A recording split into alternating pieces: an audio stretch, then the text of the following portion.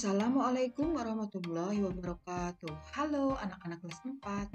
Apa kabar dengan kalian? Semoga kalian semua dalam keadaan sehat walafiat dan tetap semangat di dalam belajar. Kali ini kita masih belajar di tema 8, daerah tempat tinggalku, subtema 3, bangga terhadap daerah tempat tinggalku, pembelajaran 4. Baiklah, mari kita awali dengan membaca basmalah terlebih dahulu. Bismillahirrahmanirrahim. Pembelajaran 4.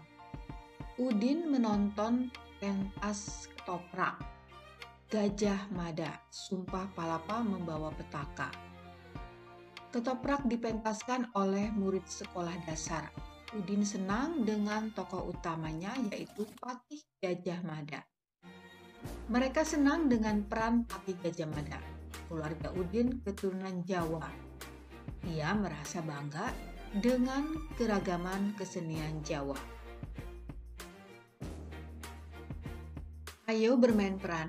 Bentuklah kelompok terdiri atas 3 anak. Kemudian carilah cerita fiksi yang di dalamnya memiliki minimal 3 tokoh. Tuliskan nama dan sifat tokoh yang ada pada cerita yang telah dipilih. Peragakan peran dan sifatnya yang sesuai dari cerita itu di depan kelompok lain. Sebagai contoh, kamu memeragakan Patih Gajah Mada dan 2 orang temanmu sebagai prajuritnya.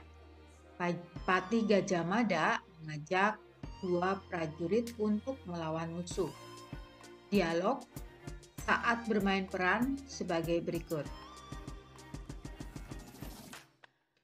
Patih Gajah Mada berkata, "Prajurit, lawan musuh kita dengan semangat. Mari kita serang bersama-sama. Serbu!" Gajah Mada berdiri tegap di depan kedua prajurit, tangan kanan menuding ke arah musuh. Kemudian 2 prajurit menjawab, "Semangat Patih, serbu!" Kedua prajurit mengangkat tombak. Patih Gajah Mada dan 2 prajurit berlari.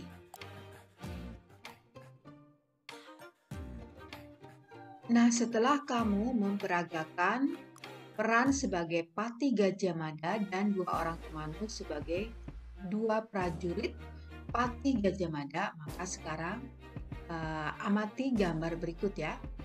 Gambar di atas menunjukkan gambar cerita Cindelaras.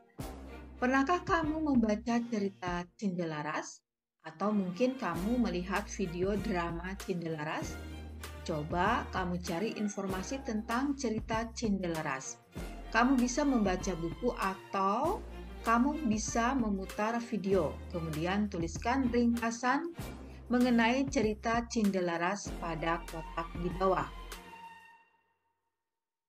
Cerita tentang Cindelaras. Cindelaras adalah sebuah cerita rakyat yang berasal dari Provinsi Jawa Timur. Secara singkat, Cindelaras adalah seorang pemuda tampan yang lahir dan dibesarkan oleh ibunya di tengah hutan. Sebenarnya Cindelaras adalah putra dari Raden Putra, seorang raja kerajaan Jenggala. Ibunya mendapatkan fitnah dari Selir sehingga harus terusir dari istana. Beruntung, Cindelaras memiliki seekor ayam jantan petarung yang tak terkalahkan.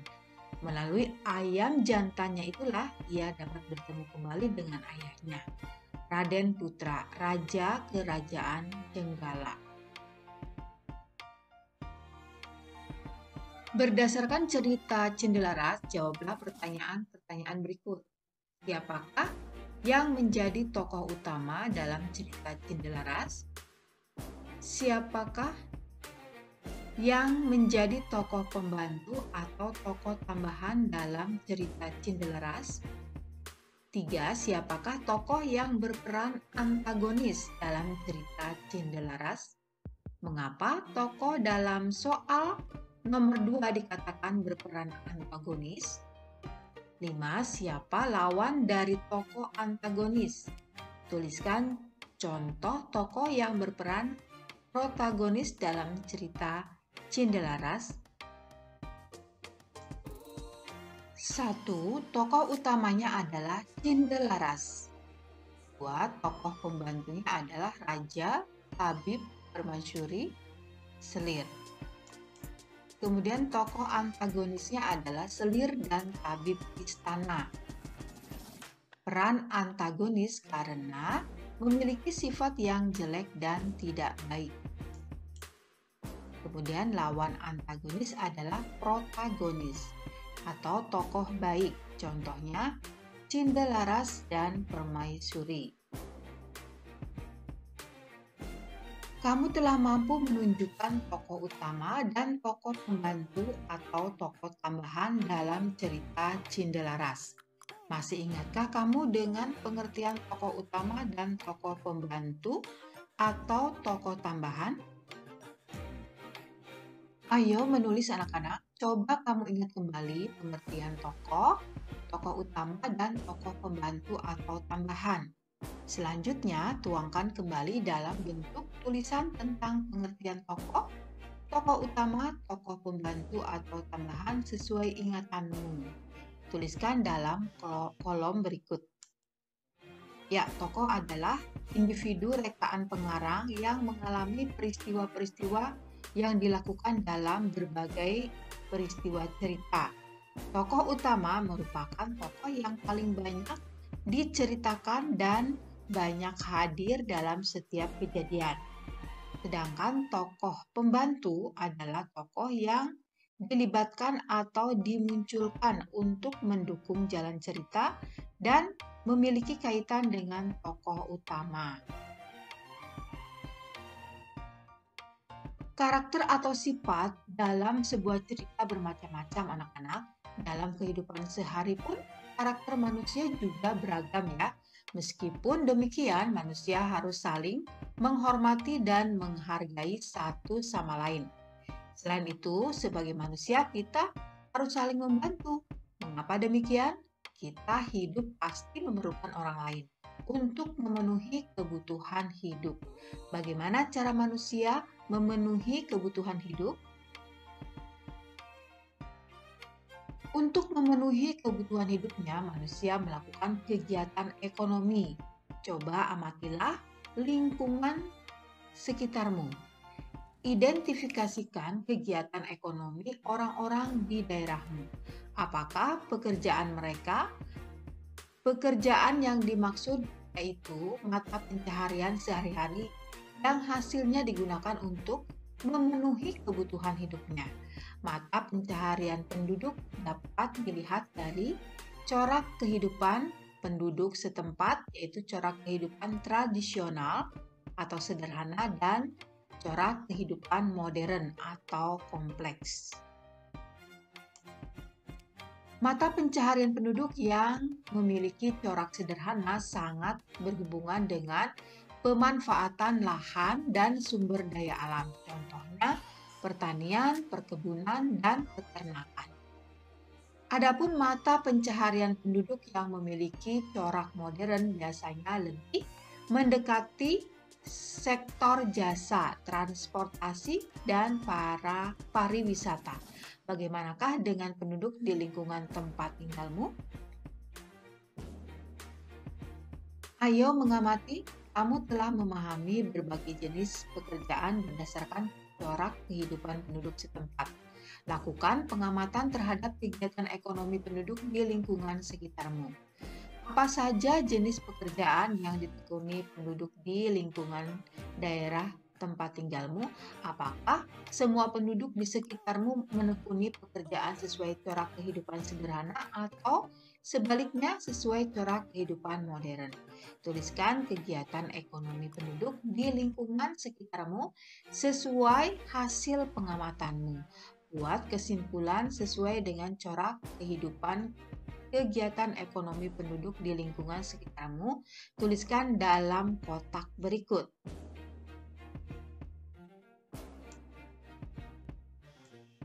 Nah, ini hanya sebagai contoh saja ya, kalian bisa menulisnya sesuai dengan kehidupan atau corak kehidupan masyarakat di daerah tempat tinggal kalian. Ya, contohnya Di daerah tempat tinggalku, kegiatan ekonomi sangat beragam dan berjalan lancar.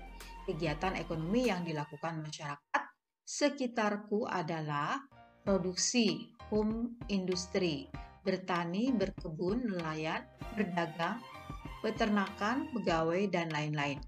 Sedangkan distribusi, kurir, pengiriman barang, sopir, dan lain-lain. Konsumsi adalah masyarakat sekitar yang menikmati produksi yang dihasilkan para produsen. Jadi corak di daerah tempat tinggalku, corak kehidupan yang dilakukan ada dua, yaitu corak kehidupan tradisional, yaitu bertani, berkebun, nelayan, dan peternakan, dan corak kehidupan modern, yaitu jasa, transportasi, dan pariwisata.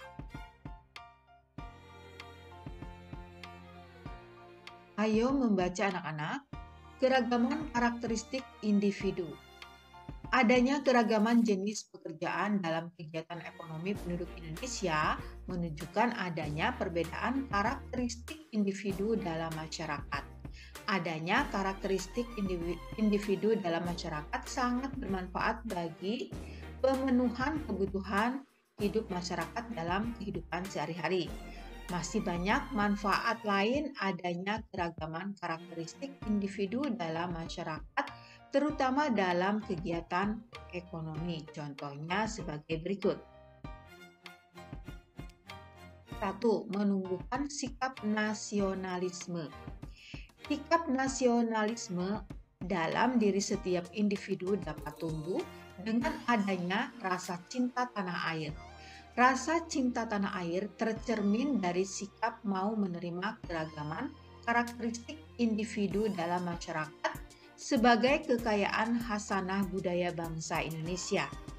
Dengan demikian, masyarakat akan senantiasa menjaga keragaman karakteristik individu dalam masyarakat, bukan menghilangkan keragaman tersebut.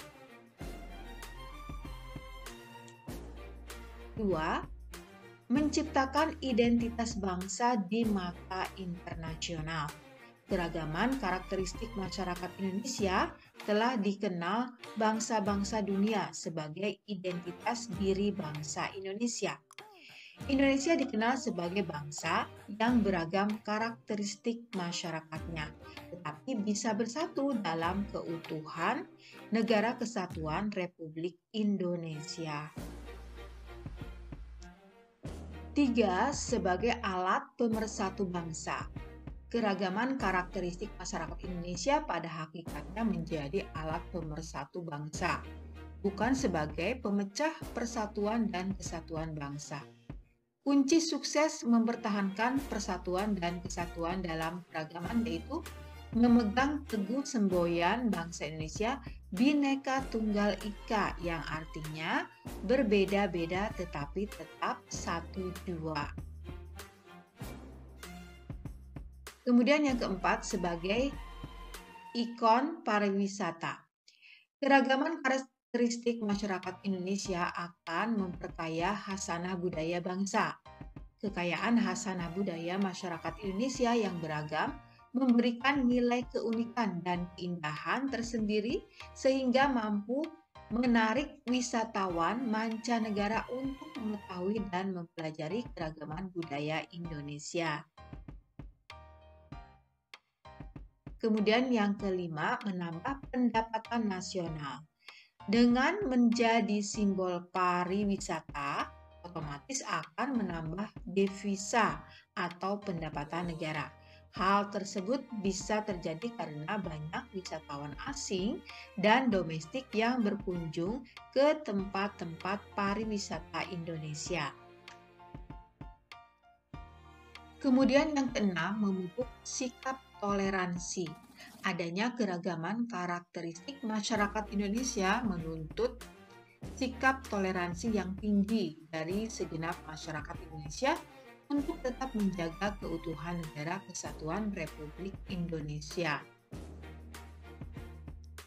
Sikap toleransi antar masyarakat dapat ditunjukkan dengan sikap saling menghormati perbedaan yang ada, tolong-menolong tanpa mempermasalahkan perbedaan yang ada, dan menjunjung tinggi kepentingan bersama daripada kepentingan individu atau kelompok. Ayo menulis anak-anak, sudahkah kamu memupuk sikap toleransi dalam keragaman dengan masyarakat di lingkungan tempat tinggalmu? Apa bentuk tindakan memupuk sikap toleransi dalam keragaman masyarakat di lingkungan tempat tinggalmu? Coba kamu tuliskan tindakan-tindakanmu yang mencerminkan sikap toleransi dalam keragaman masyarakat di lingkungan tempat tinggalmu. Tuliskan dalam kolom kotak berikut. Nah, ini hanya contoh ya, kalian bisa menulisnya sesuai dengan apa yang kalian alami ya.